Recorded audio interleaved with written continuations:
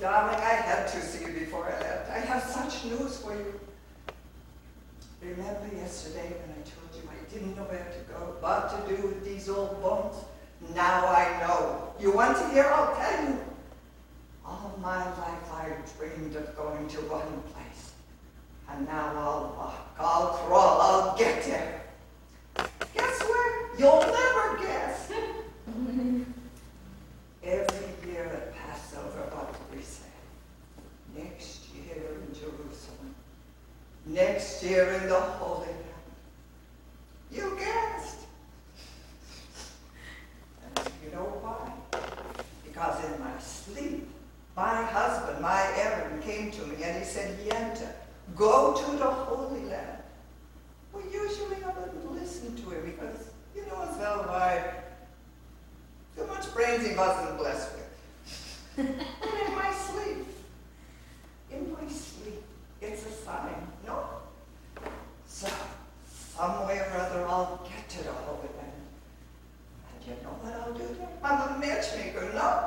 I'll arrange marriages, yes. And from marriages come children. So I'm going to the Holy Land to help my people increase and multiply. It's my mission. So goodbye, Colton. And maybe next time we meet, it'll be on happier occasions. But meanwhile, we suffer. We suffer. We suffer in silence, right? Of course, right. Words and you on a spring afternoon, as we pass in the pigeons in the park. Every Sunday you see my sweetheart and me, as we pass in the pigeons in the park. When they see us coming, the birdies all try and hide, but they still go for peanuts.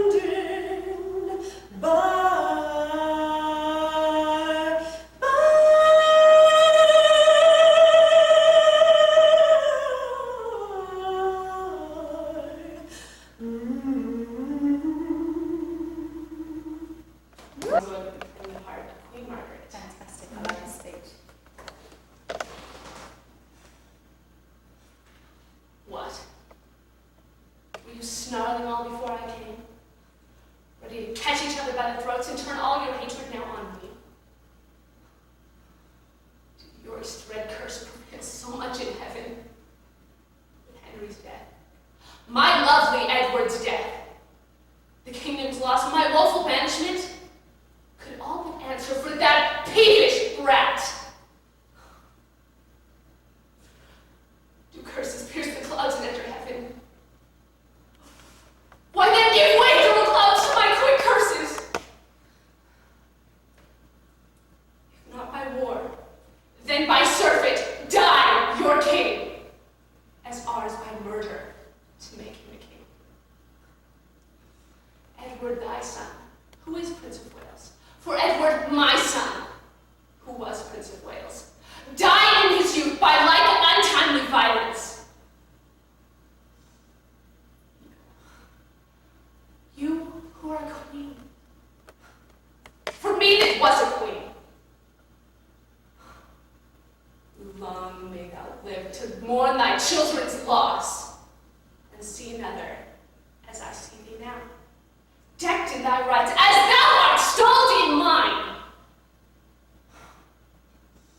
Long diest thou happy days before thy death, and after many lengthened hours of grief, die, neither mother, wife, nor England's queen. Thank you. Wow. Gone, love is never gone, as we travel on. Who loves what will remember? Kiss today goodbye, and point me towards tomorrow.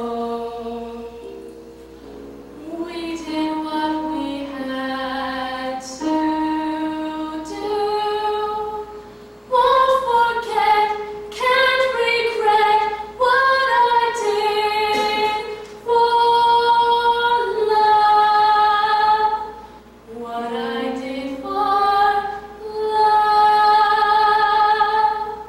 Thank you. Great. I'll be doing a monologue from Julius Caesar, Act 2, Scene 3, and I'll be doing part of Brutus. Romans, countrymen, and lovers, hear me for my cause, and be silent that you may hear. Believe me for mine honor, and have... Sorry.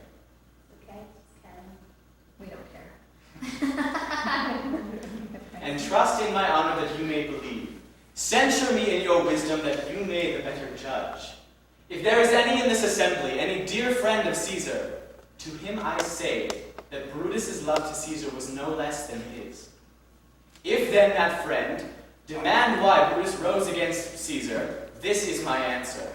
Not that I loved Caesar less, but that I loved Rome more. Had you rather Caesar were living and die all slaves, than that Caesar were dead to live all free men? As Caesar loved me, I do weep for him. As he were valiant, I honor him, but as he were ambitious, I slew him. Who is here so base that would be a bondman? If any speak, for him have I offended. Who is here so vile that would not love their country? If any speak, for him have I offended. I pause for a reply. None? Then none have I offended.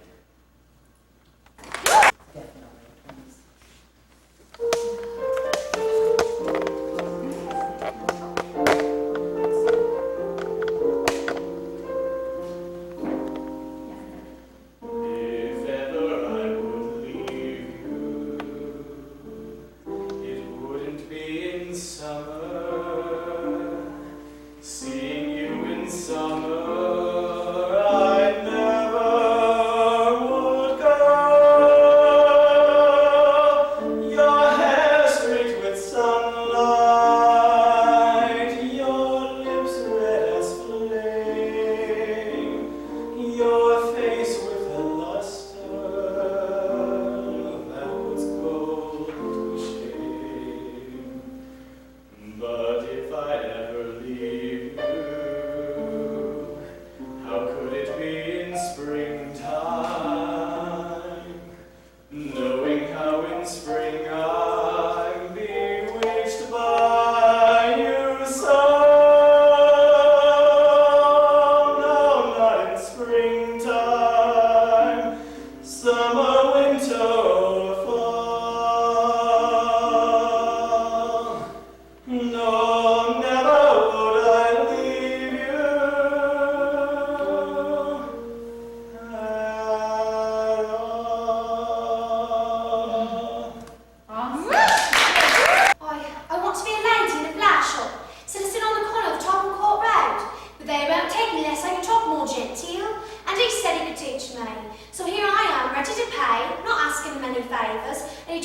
I was dead. I know lessons close as well as you do, and I'm ready to pay. How much? Now you're talking. I thought you'd come off when you saw a chance of getting back about what you chucked at me last night. You tipped off, haven't you, eh? Thank you. Oh, gentle Romeo, if thou dost love me, pronounce it faithfully. Or, if thou thinkest I am too quickly won, I'll frown and be perverse, and say thee nay, so thou wilt woo. But else not for the world. In truth, fair Montague, I am too fond, and therefore thou mayst think my behavior light. But trust me, gentle man, I'll prove more true than those that have more cunning to be strange. I should have been more strange, I must confess, but that thou overheardst ere I was ware my true love's passion. Therefore pardon me, and not impute this yielding to light love, which the dark night hath so discovered. Oh, swear not by the moon, that unconstant moon, that monthly changes in her circled orb, lest thy love prove likewise variable, but by thy gracious self, which is the God of my idolatry, and I'll believe thee. Although I join in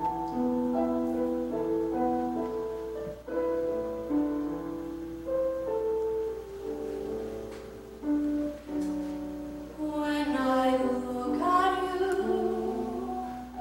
what I always see is the face of someone else who once belonged to me. Still, I can hear him laugh, and even though that melody plays on, he's gone. If you could look at me once more,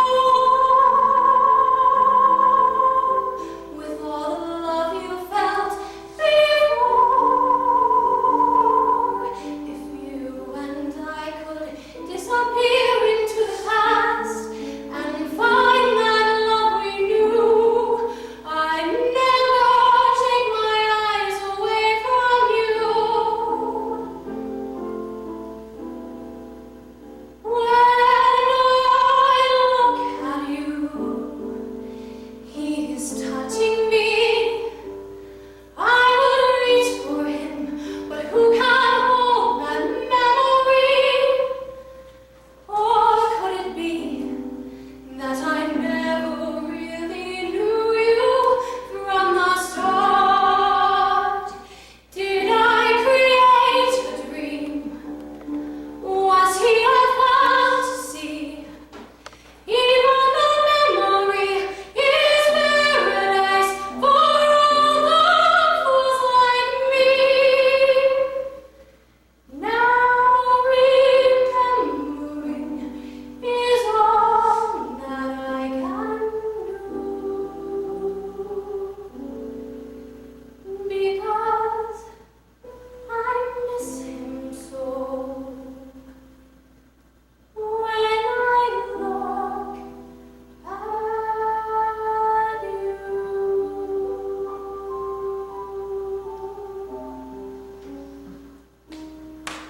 Airports throughout the country.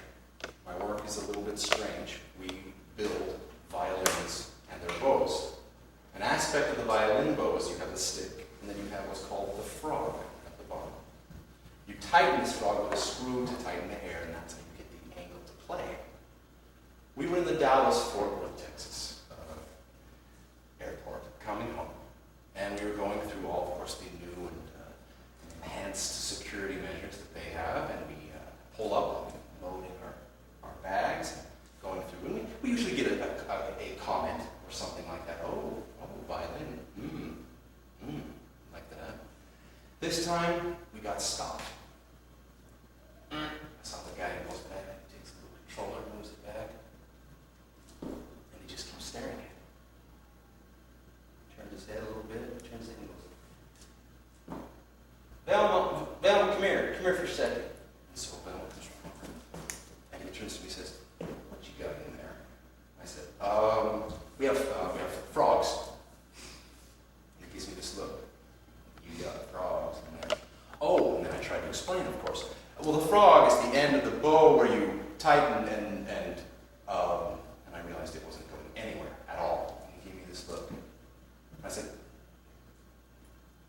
Yes, we have frogs in there. And Velma comes up, takes a look too, looks in there. Well, what are them pointy things in there that you got in there? I said, oh, those are the screws. You got screws in your frogs? Yes, we have screws in our frogs. And Velma tries to come along and help. No, you know, Hank, for fiddling, the bow for fiddling, you know. And he looks down there, and he looks up at me, he looks back, and he goes, you got screws in your frogs. And gives me this disgusted look, as if I had, for some dastardly reason, put screws into frogs. And then finally, he just keeps looking back, and I thought right then and there, okay, time for the strip search. Here it comes. And, but no, he says, get out of here, just get out of here. Just like that, just, I don't know, just get. Just like that. I didn't argue, I picked up my bags and hurried off. Is a burning thing, and it makes a fiery ring. I was bound by a wild desire when I fell into that ring of fire. And I fell into that burning ring of fire. It went down, down, down, and the flames got higher. And it burns, burns, burns, that ring of fire. That ring of fire. Go ahead whenever you're ready. When you're ready. All right, my name's Andrea Walker. My first piece is going to be from The Rainmaker. I will be playing Lizzie. And the second is from The Last 5 Years. And it's going to be A Summer in Ohio. Great. There are all kinds of dreams, Mr. Starbuck. They don't all have kings and golden fleece. Quiet ones that come to a woman when she's sweeping the floor, putting the moth flakes in the closet. Dreams like hearing a man say, hey Lizzie, you got my blue suit pressed yet? Or that same man saying that, scratch there between my shoulders. Sound of children running up and down the hall creating ruckus. Or how it feels to say the word husband. Husband. There are all kinds of dreams, Mr. Starbuck. My baby small, like my name, Lizzie. They are real, like my name. So you go ahead and have your dreams. You leave me mine. Thank you. Great. I could have a mansion on a hill. I could lease a villa in Seville, but it wouldn't be as nice as a summer in Ohio with a gay midget named Carl playing Tedya and 4D.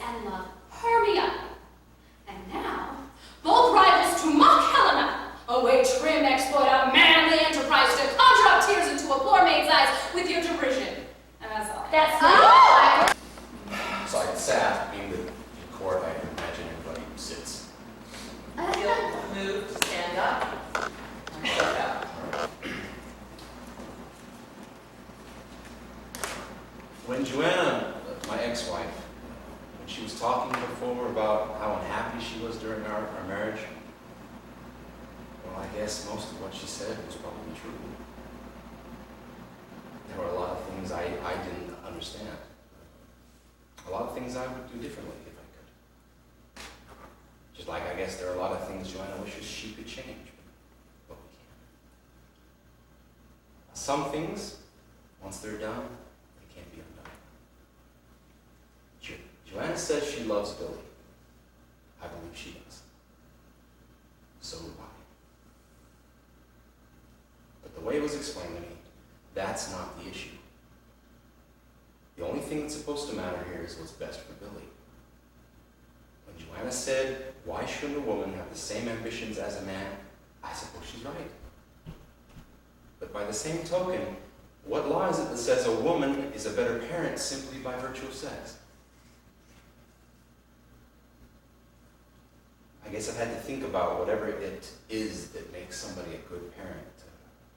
Constancy, patience, understanding, love. Where is it written that a man has any less of those qualities than a woman? Billy has a home with me. I tried to make it the best I could. I'm not perfect. I'm not a perfect parent. I don't have any patience. Sometimes I forget he's just a little kid. But I love him. More than anything in this world, I love him.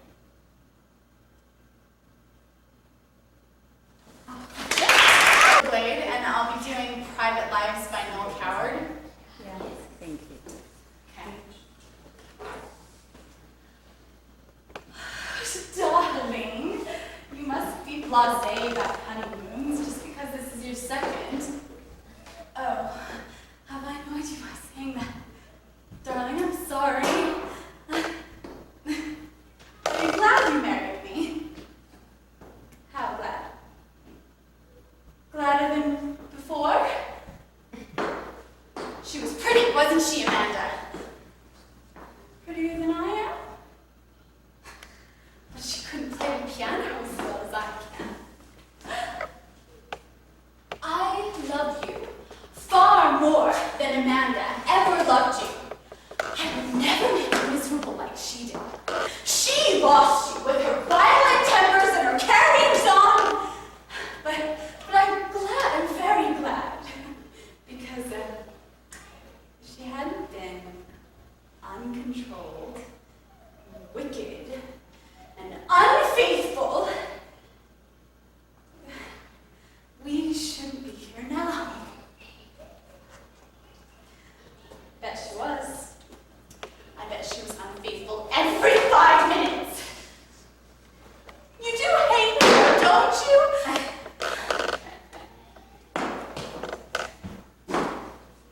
I'll replace my shoe and to say it must be that which contradicts my accusation, and the testimony on my own part, no other but what comes from myself, it shall scarce boot me to say not guilty. Mine integrity being counted falsehood shall, as I express it, be so received. But if powers divine behold our human actions as they do, I doubt not then that innocence shall make false accusation blush and tyranny tremble at patience.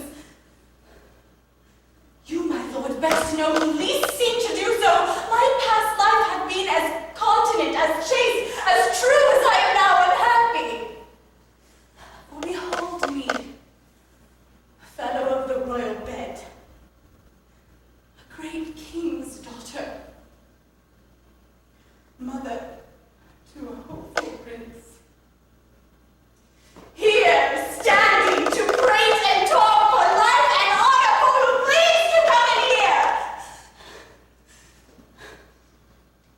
I appeal to your own conscience. If one bound beyond the jot, if one jot beyond the bound of act or honor or an act or will that way inclining,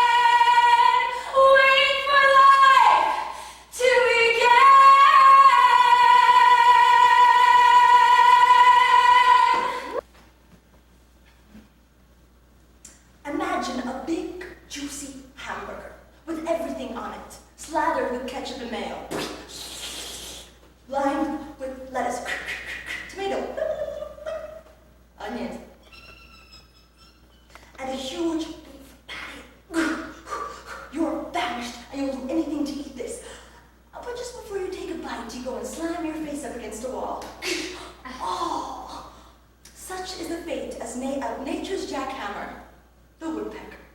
Every time his belly starts rumbling, he has to go smack his face up against a tree. And what's his reward? A cheeseburger? Little slimy insects that get caught in your teeth. I wonder if some of these animals like the way that they're made up. I don't know. Take the firefly, for instance. Oh, sure, it would be nice to have a biological nightlight, but consider the placement of the beacon. If I had a choice to have light on my rear end or not, I'd take the latter. That's for sure. And what if some of their traits and their makeups were kind of shifted? What if a bat was afraid of the dark? Or what about a hyperactive sloth? There's no wrong and happy. Wait. I don't know about these animals. I'm just glad I don't have to worry about that stuff. I'm in with a hamburger.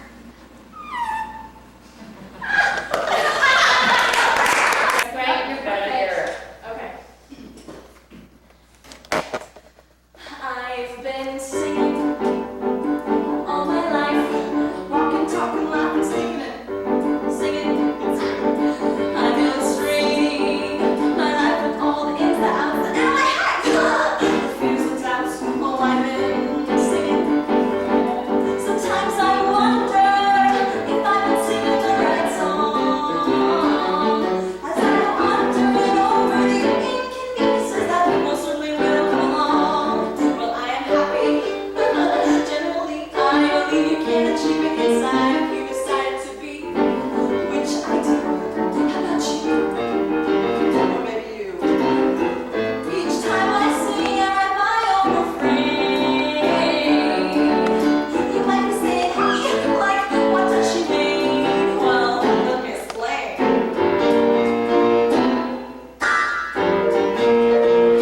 When I was 8, my life was great, till that day when my favorite cat went to St. Peter's Gate. I wanna say some things are living, some are dead. So proud of my everything will be okay if you make it that way. You see, is that too much? Is that too long? That's awesome! Wire hangers. What's wire hangers doing in his closet when I told you no wire hangers? Ever. I work till I'm half dead and I hear people say, she's getting old. What do I get? A daughter who cares as much about a beautiful dress I give her as she cares about me. What's wire hangers doing in this closet? Answer me! I buy you beautiful dresses and you treat them like some dish rag? You threw a $30 dress on a wire hanger. We'll see how many you got hidden in there. We'll see. All of this is coming out. Out! Out, out, out, out! We're gonna see how many wire hangers you got in your closet. Wire hangers? Why? Christina, get out of that bed. Get out of that bed. That's great. Chinese. The legend of the beast goes back a long time. Back before any of us could even pick up a baseball. Back to a place called Myrtle's Acres. It all started about 20 years ago. But thieves kept stealing junk from Myrtle's Acres junkyard. So Mr. Myrtle, the guy that used to own the place, he got him this new pup from the dog pound. He fed the pup whole sides of beef and turned the pup loose in the junkyard. And the pup was grateful. And so, in a few months, the pup grew into the beast. And he grew big, and he grew lean, so that he could protect the junkyard with only one thing on his mind. To kill anyone that broke in. And he did. And he liked it. A lot! The beast was the most perfect junkyard dog ever. A true killing machine. But after a while, the cops started getting phone calls from people reporting all the missing thieves. Added up to about 173 guys. It's true. They never found a single body, not one. My grandpa, Screwman Palladores, was police chief back then, and he ordered Mr. Myrtle to chain up the beast and to put him under the basement where he could never get out to eat kids and stuff. And that's where he's been ever since, and that's where he'll be forever. Because Mr. Merle asked the cops how long he had to keep the beast chained up like a slave, they said until forever. Forever. Forever.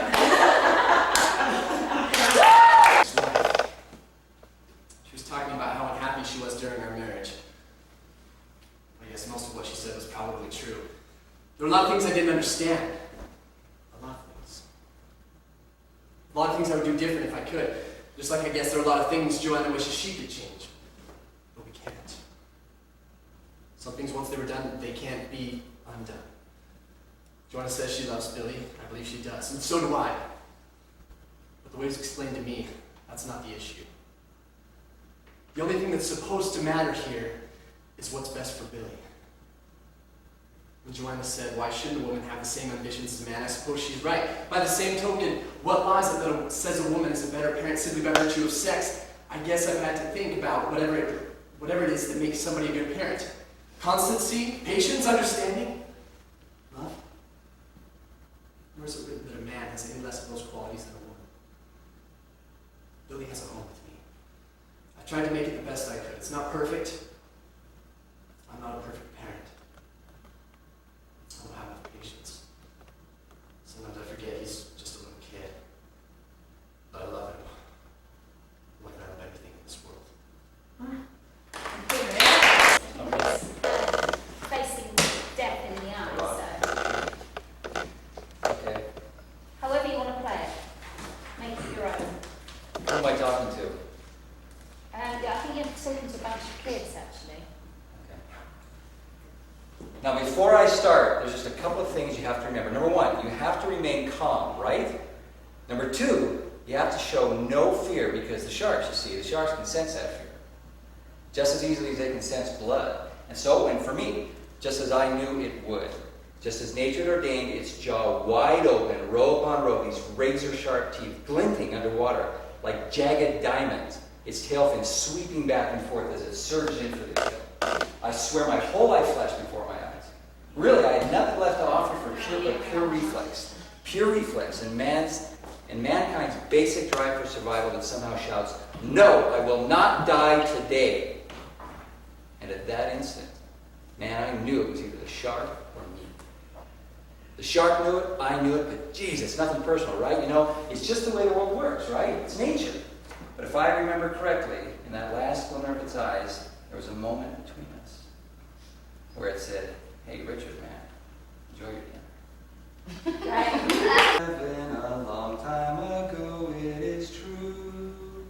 Lived there and loved there with people I know, so did you. Then Heavenly Father presented a beautiful plan, all about earth and eternal salvation for man. Well, it's like I said, this was just kind of short notice. I'm just going to do a poem. That's Great. right. By Shel Silverstein. Oh, the crocodile went to the dentist, and he sat down in the chair, and the dentist said, "Now tell me, sir, why does it hurt and where?" And the crocodile said, "I'll tell you the truth. I have a terrible, terrible ache in my tooth."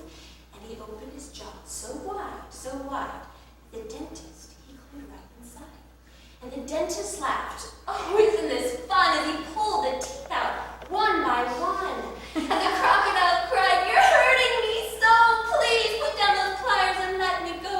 But the dentist just laughed and said, "I still have 12 to go." That's the wrong one, I confess. What's one crocodile tooth, more or less? And then suddenly the jaws would snap, and the dentist was gone. Right off the map. And where he went, no one can guess. To the north, to the south, to the east, to the west, he left no forwarding address. But what's one dentist, more or less? That's correct. Go right into it. Okay. Go ahead. A new world, this one thing I want to ask of you, world. Once before it's time to say adieu, world. One sweet chance to prove the cynics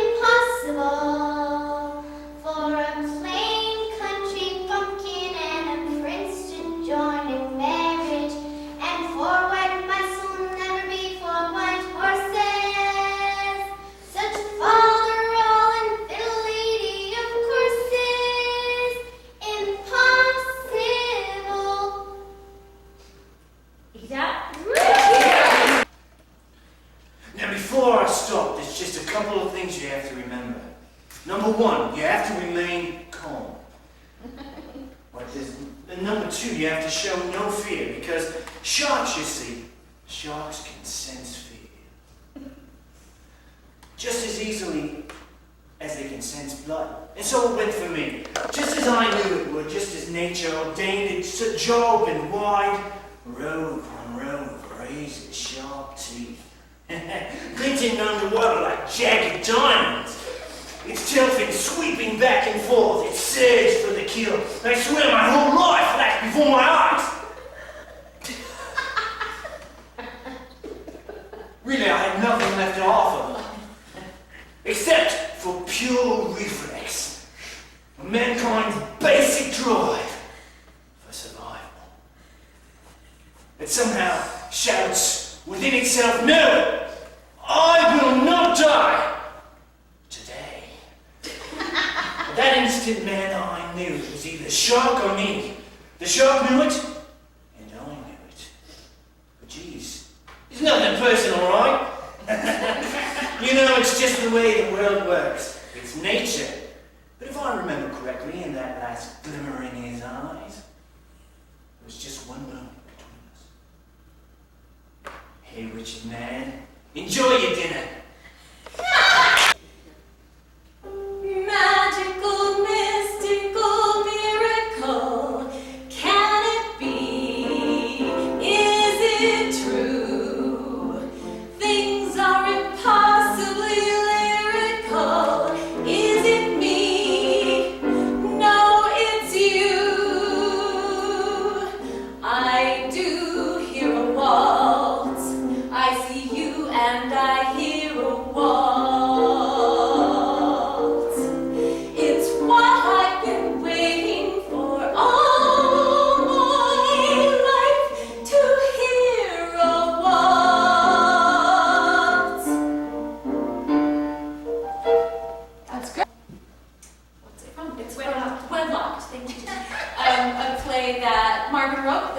Together. Okay. And a lovely couple, Val and Beth, have been married 15 years, and they have sort of lost all sense of romance, period.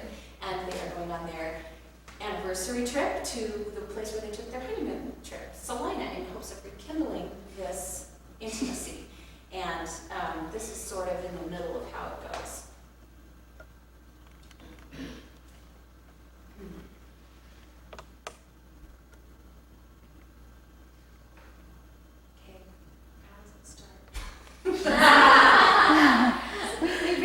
Okay, got it. Yeah. Okay. Even now you're ignoring me. Oh, you're listening to, hearing every word I say, but you are completely oblivious to the feelings behind my words. No, you don't pay any attention at all. All right, you pay plenty of attention, but not to me. To whom do you pay all this attention? Well, I'll tell you, it's a woman, some other woman who doesn't feel unhappy and alone. Can't take it, huh? Bullseye, that's what I was afraid of. Val, I tried to get these feelings out in some words, something I used to be kind of good at. And every time I try, you jump into some kind of song and dance of evasion, as if the beginning of all my sentences was 5, 6, 7, 8. And if you do sense a scary feeling about to be expressed, you try to eclipse it or smother it with a bigger, safer feeling, like laughter. Yes. Okay, Val, when Ted was just little, and he'd get bullied by his friends or angry or disappointed about something that wasn't fair, you want to know what your standard response was? You'd go to him and you'd tickle him and make him laugh until he had a more positive feeling, get his mind off it. And then you'd go back to work or TV feeling like an effective dad. And I'd find Ted alone in his room, red-faced and twisting the wings off his toy airplane, because his father had just told him, with a tickle and a joke and a pat on the head, that his feelings weren't real. Well, they're real. And so are mine. And they count! Shakespeare, right? Great. Okay, just have to make sure. What's it from? It's Hamlet, Act 3, Scene 4. And the Hamlet. Come, come, sit you down. You shall not budge. You go not until I set you up a glass wherein you may see the inmost part of you. Leave where you give your hands and sit you down. And let me wring your heart. For so I shall, if it be made of penetrable stuff. If damned custom and not praised it so, let it be proof and bulwark against sense.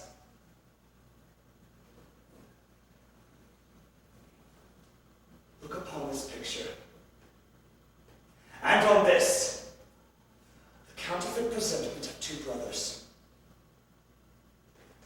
This was your husband. Looking down, it follows. Here is your husband, like a mildewed ear, blasting his wholesome brother. Have you eyes? Could you on that fair mountain leave to feed and batten on this moor? Have you eyes? You cannot call it love, for to your age the heyday and the blood is tame and waits upon the judgment. And what judgment would step from this to this? Thank you. Thank you. One moment. Just You're okay, you're okay. Lindsay's coming in.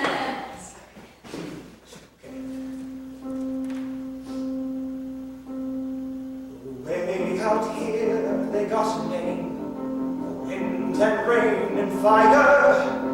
Wind is test, the fire's Joe. They call the wind Mariah. Mariah blows the stars around. That's okay, Mom, you're done. Oh. You can stand by the music. Yeah, Oh. you can read it, read it, it's fine. Sorry. It's not hear your sound, you're fine. Okay, I did not get nervous in addition. No, don't worry, it's fine.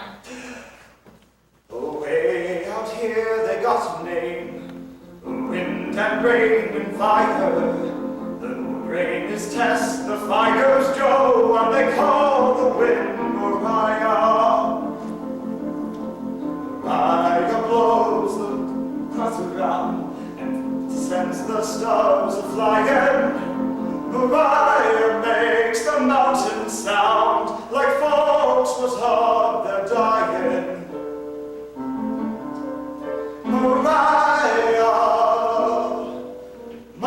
Mariah, they call the wind Mariah. Installing the wedding tree, like poison, can develop a room. When they get on the tree from Niagara, chicken and church bells chime. The compartment is air conditioned and the mood sublime. Then they get up in Saratoga for the 14th time. La poison can develop a grip. The post-nasal drip, with the wheezes and the sneezes and the feeling that's really big. With the lack of community property and a feeling she's getting too old. The voice can develop a bad, bad cold. Yay! I wish I had music for that. So, somebody clap the beat.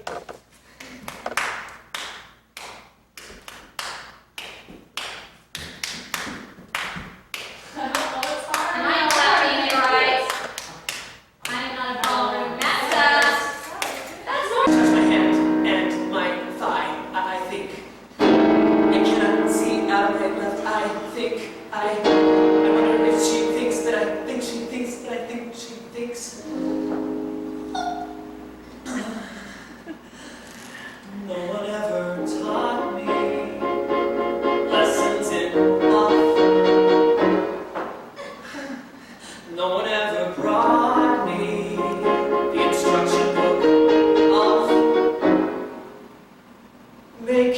first move, taking my first chance. Do I hold her mind? What? Gum. Do you have any gum? Oh, yeah, here's some. It's warm.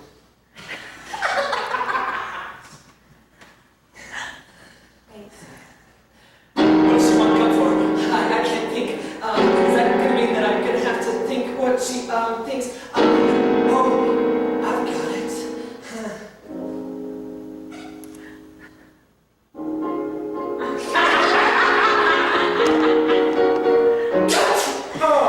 See the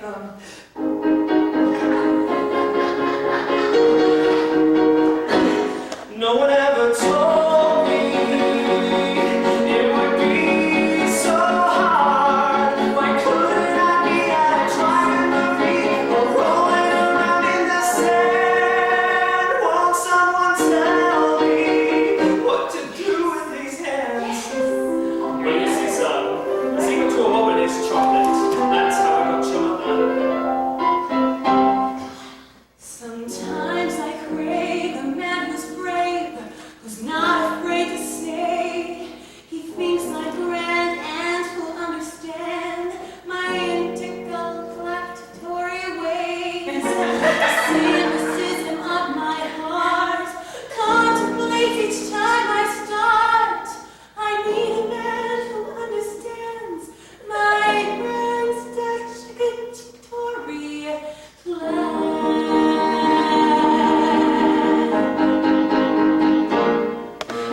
He will be sensitive, charming, always on an army with me. We will be constantly gazing, our love so amazing. I won't be surprised when he has brown eyes, a strong jaw, cleft chin, and he stands 5'10" at least. And after our merger, he practiced neurosurgery. My first anniversary, he'll buy me my very own white mare. Oh, it'll have black curly hair, and it'll be really muscly. Celia? What? I had a really great time tonight, and to show you how much I love you, I brought you a kiss. It's Hershey's chocolate. Girls love chocolate. I don't need chocolate. It's chocolate. I need chocolate, okay? I'm allergic. You got a problem with that? No one ever taught. No one ever taught.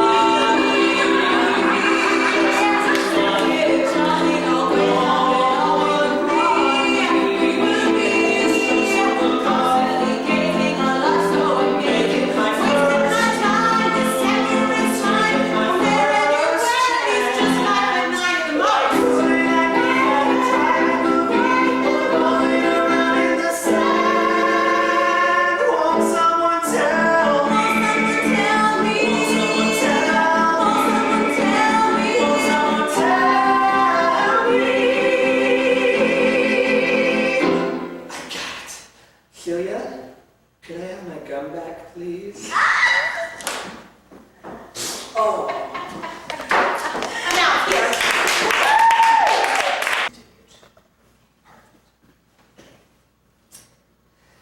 And the princess kissed the frog and they turned into a prince. And the princess and the prince lived happily ever after.